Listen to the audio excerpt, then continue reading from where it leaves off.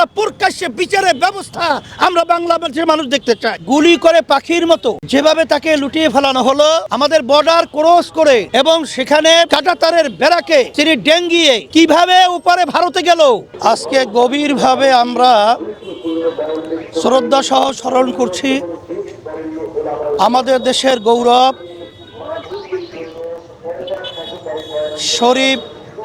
ওসমান হাদি, যে বাংলাদেশের ভিতরে এই দেশ প্রেমিকদের ইতিহাসে সে আজকে জীবন বিসর্জন করে আজকে ইতিহাস রচনা করেছে। আমরা সর্বপ্রথম আল্লাহ রাব্বুল আলামিনের কাছে দোয়া করছি, আল্লাহ যেন তাকে শাহাদাতের দরজা দান করেন, আল্লাহ যেন তাকে মাফ করে দেন। আর সাথে সাথে আমি ওসমান হাদির আজকে এই দেশের জন্য বৈষম্য বিরোধী এবং ন্যায়ের পক্ষে তিনি যে বিসর্জন করেছেন তার জীবন, এর মাধ্যমে আমাদের সারা দেশের মানুষের কাছে তিনি চিরজীবন ইতিহাস হয়ে থাকবেন এবং দেশ প্রেম তার মাধ্যমে আমাদের মধ্যে যেটা উল্লেখযোগ্যভাবে আমাদের দেশপ্রেম আরও বেড়ে গেছে।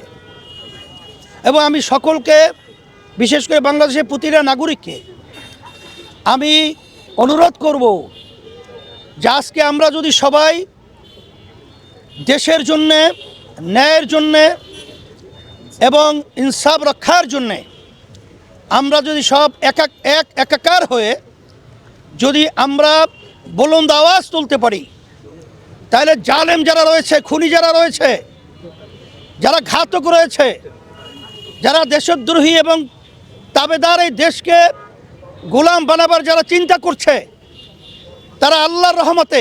আমাদের দেশকে তারা গ্রাস করতে পারবে না ইনশাআল্লাহ। যে একটা স্বাধীন দেশের মধ্যে দিনে দুপুরে এইভাবে একটা উল্লেখযোগ্য ব্যক্তিত্বকে গুলি করে পাখির মতো যেভাবে তাকে লুটিয়ে ফেলানো হলো, এখানে প্রশাসনের যে দায়িত্ব পালন করার কথা ছিল, আমরা হতবাক হয়েছি যে তারা দায়িত্ব পালন করতে অনেকাংশে ব্যর্থ হয়েছেন। আমরা যেটা শুনছি যে একটা স্বাধীন দেশের মধ্যে একটা ঘাতক গুলি করে এবং তার সাথীরা সহ কিভাবে নির্বিঘ্নে আমাদের দেশ থেকে পালিয়ে আমাদের বর্ডার ক্রস করে এবং সেখানে কাঁটাতারের বেড়াকে তিনি ডেঙ্গিয়ে কিভাবে উপরে ভারতে গেল, এটা আমাদের বোধগম্য নয়। আমরা পরিষ্কারভাবে বলছি, খুব অল্প সময়ের ব্যবধানে এই ঘাতকদেরকে এবং আন্তর্জাতিকভাবে বিশেষ করে আমি জাতিসংঘকে বলবো যে খুন করে একটা দেশের ভিতরে আশ্রয় নেবে,